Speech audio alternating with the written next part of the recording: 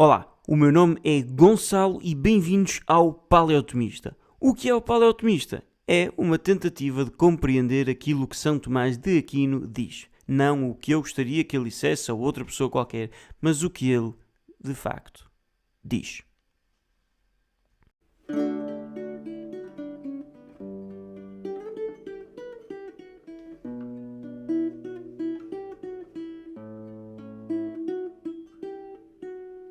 Olá.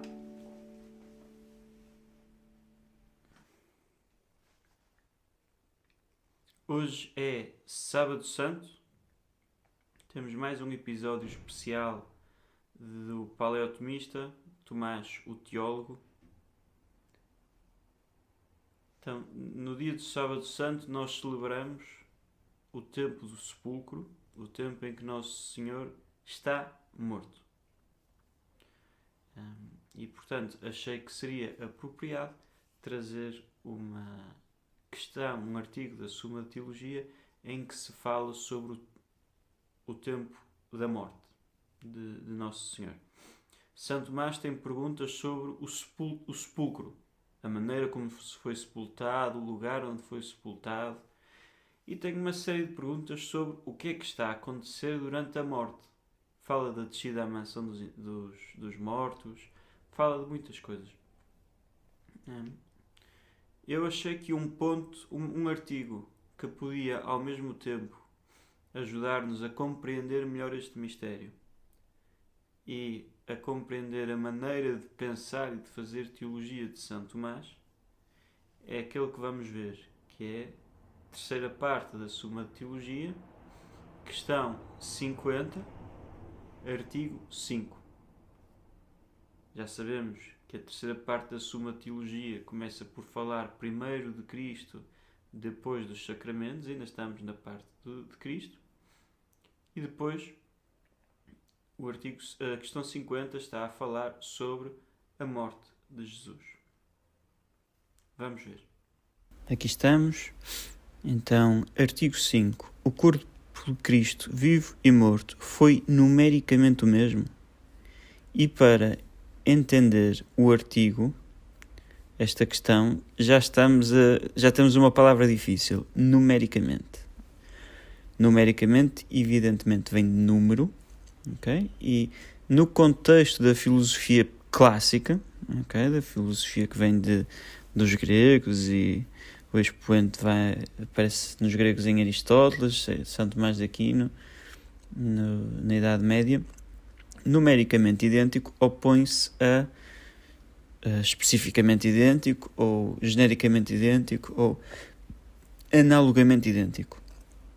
Não vamos falar de analogamente idêntico, porque só nos iria complicar aqui, mas dizer que é numericamente idêntico, o que é que significa? Significa que se nós fôssemos pôr um número em cada coisa, então a pergunta é se o corpo de Cristo, quando estava vivo, e o corpo de Cristo, quando estando morto, têm o mesmo número. A identidade numérica é aquilo que nós normalmente temos em mente quando dizemos identidade, okay? Que duas coisas são idênticas. Especificamente idêntico é que as duas coisas sejam idênticas quanto à espécie. Por exemplo, o ouvinte, quem me está a ouvir, e eu, somos especificamente idênticos porque somos ambos membros da espécie humana. Eu e um cão somos genericamente idênticos porque pertencemos ambos à espécie animal. Ao género, animal. Pronto, portanto, numericamente idêntico quer dizer que é exatamente o mesmo. E a nós, a pergunta já nos parece óbvia, não é? Portanto, Cristo morreu, tinha o corpo continua a ser o mesmo. Mas São Tomás começa logo por dizer, quanto ao quinto, assim se procede, parece que não foi numericamente o mesmo. E se parece que não foi, é porque foi. Portanto, a nossa intuição de que foi está correta. Ao mesmo tempo, São Tomás vai ter objeções e vai ter que falar com elas e vai oferecer aqui umas distinções, uma nuance que nos vai ajudar a perceber melhor a questão e, julgo eu, a perceber melhor o mistério da morte de Cristo no seu sepulcro. Então, primeiro argumento, vão ser 3. Primeiro argumento, porque é que parece que, vivo e morto, o corpo de Cristo não foi numericamente o mesmo. E todas as objeções vão andar à volta daquilo que é uma distinção de espécie. Que um corpo é verdadeiramente um corpo quando está unido à alma, que o anima, okay? E o corpo distingue-se do cadáver por causa disso. E, portanto, como passou a ser de um corpo passou a ser um cadáver, parece que não é numericamente o mesmo. Vamos ver as objeções. Eu julgo que depois da resposta central do corpo de São Tomás, no corpo da pergunta, a resposta às objeções se torna óbvia e, portanto, não vamos ler a resposta às objeções. Então, primeira objeção. Na verdade, Cristo realmente morreu, como todos os homens morrem. Ora, o corpo de qualquer outro homem não é, em absoluto, o mesmo, numericamente, quando morto e quando vivo, pois há uma diferença essencial entre eles. Okay? Qual é que é esta diferença? Na essência, é estar vivo ou estar morto. Logo, tampouco o corpo de Cristo é, em absoluto, o mesmo numericamente quando morto e quando vivo. Além disso, conforme o filósofo Aristóteles, no livro 5º da Metafísica, tudo o que é diferente segundo a espécie é também diferente em número. Okay? Portanto, se uma coisa é especificamente idêntica, então, se é numericamente idêntica, então tem de ser especificamente idêntica. Ora, se não é especificamente idêntica, também não pode ser numericamente idêntico. Tudo o que é diferente segundo a espécie é também diferente em número.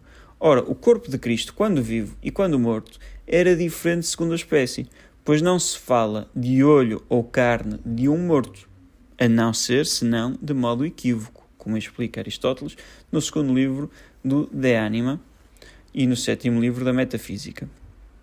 Logo, o corpo de Cristo não foi em absoluto o mesmo, numericamente, quando vive e quando morto. Vejam que as objeções têm sempre este... Não dizem não foi numericamente o mesmo. Estão a dizer não é em absoluto, absolutamente, em absoluto o mesmo. Ademais, terceiro argumento, terceira objeção.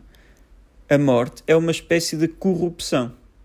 Ora, o que passa por uma corrupção substancial não existe mais, depois que foi corrompido, pois a corrupção é a mudança do existir, do ser, para o não ser, para o não existir. O que é aqui uma corrupção substancial? Por exemplo, eu tenho uma árvore, eu corto um ramo à árvore, ok? Eu corrompi a árvore. Havia algo que existia naquela árvore, ter um ramo, que agora já não existe, eu corrompi. Mas continua a ser uma árvore, continua a ter a mesma substância. Então, essa corrupção não é substancial. Agora, eu cortei a árvore, matei a árvore. Aquilo que sobra já não tem a mesma substância, ok? Já não é uma árvore. E, portanto, essa corrupção é substancial. Obviamente, a morte de um ser humano é uma corrupção substancial. Eu deixei de ter ali um homem e passei a ter um cadáver.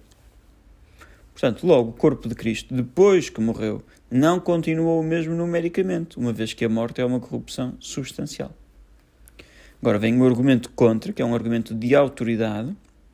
Em sentido contrário, diz Atanásio, no corpo que passou pela circuncisão, que se dessedentou, que comeu e trabalhou e que foi pregado na cruz, estava presente o impassível e incorpóreo Verbo de Deus, o mesmo que foi posto no sepulcro.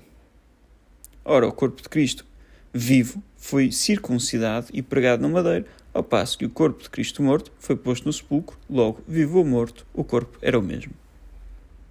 Portanto, é uma fonte de autoridade, Santo Atanásio, que disse que é o mesmo corpo. Se é o mesmo, é numericamente idêntico.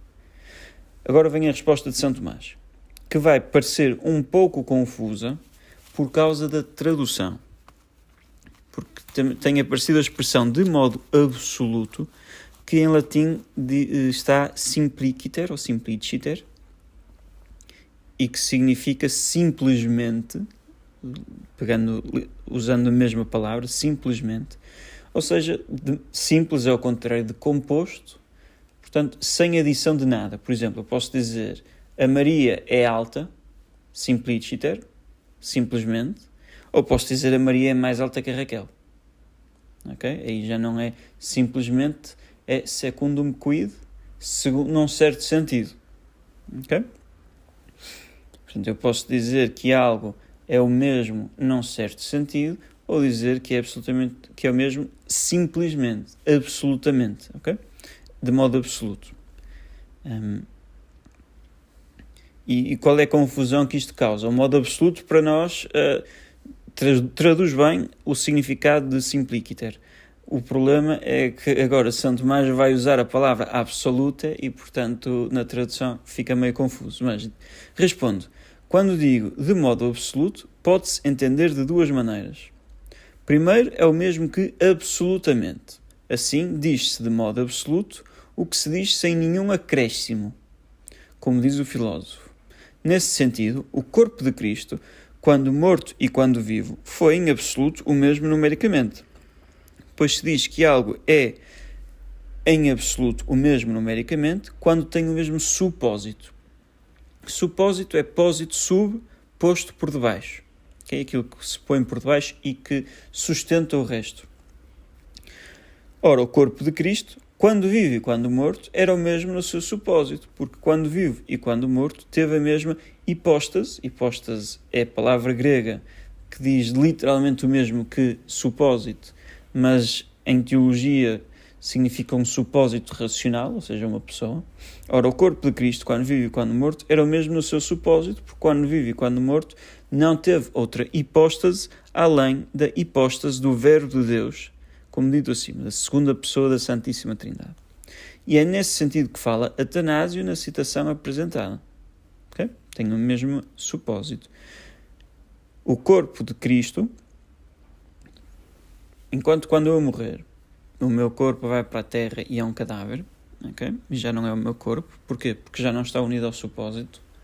O corpo de Cristo estava unido à sua alma e unido à segunda pessoa da Santíssima Trindade.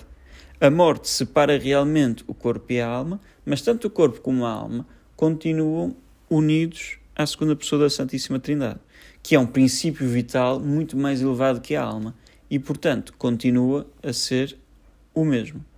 Continua a ter o mesmo supósito. O segundo sentido agora de modo absoluto. Segundo, de modo absoluto, é o mesmo que todo ou totalmente. Nesse sentido, o corpo de Cristo, quando morto e quando vivo, não foi totalmente o mesmo numericamente. Porque não foi totalmente o mesmo? Porque a vida é a essência do corpo vivo, pois é o predicado essencial, não acidental. Por exemplo, eu sou um homem, é um predicado essencial, faz parte da minha essência. Eu estou sentado, é um predicado acidental. Acontece que eu estou sentado, mas podia não estar.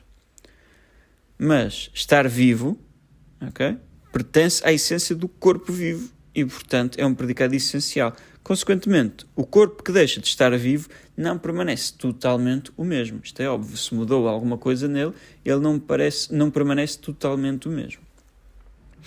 Agora, quanto ao sentido, e aqui um adendo, quanto ao sentido de nós dizermos que o corpo de Cristo foi corrompido, que pode ter dois sentidos, um é herético e o outro não é, e portanto São Tomás vai esclarecer. Entretanto, se dissermos que o corpo morto de Cristo permanece totalmente o mesmo, segue-se que não se corrompera, ou seja, pela corrupção da morte. Okay? Se nós disséssemos, ele continua a ser identicamente o mesmo, numericamente idêntico, em modo absoluto, neste sentido de totalmente. Que significaria que antes e depois de morrer, ele seria totalmente igual. Isto é heresia, ok? Segue-se que não se corrompera, ou seja, não se corrompera pela corrupção da morte. É a heresia dos gaianitos, que seguem Gaiano, como diz Isidoro de Sevilha e como consta nos decretais. E diz São João Damasceno que a palavra corrupção tem dois significados. A separação entre a alma e o corpo, morreu, corrompeu-se, ou coisa semelhante. E outro, a perfeita dissolução, a completa dissolução em vários elementos. Okay? A corrupção no sentido de o corpo decompõe-se depois de estar morto. Okay? Portanto, dizer que o corpo do Senhor é incorruptível, de acordo com o que diz Juliano e Gaiano, conforme o primeiro significado de corrupção, antes da ressurreição, é ímpio. Okay? É errado dizer que o corpo de Cristo é incorruptível no sentido em que não podia morrer antes da ressurreição.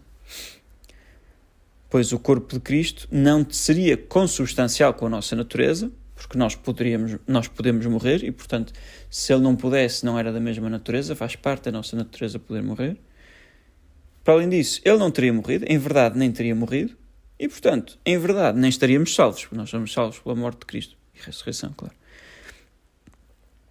Pelo segundo significado, que ele se decompõe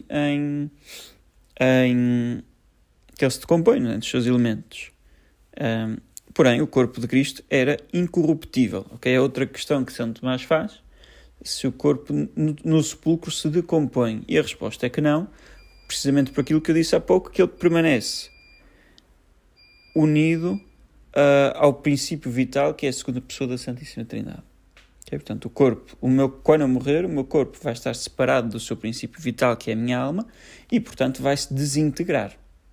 Mas o corpo de Cristo continua unido à segunda pessoa da Santíssima Trindade, não se desintegra. E aqui estamos. Okay? Portanto, é esta a resposta de São Tomás. Eu julgo que ela esclarece perfeitamente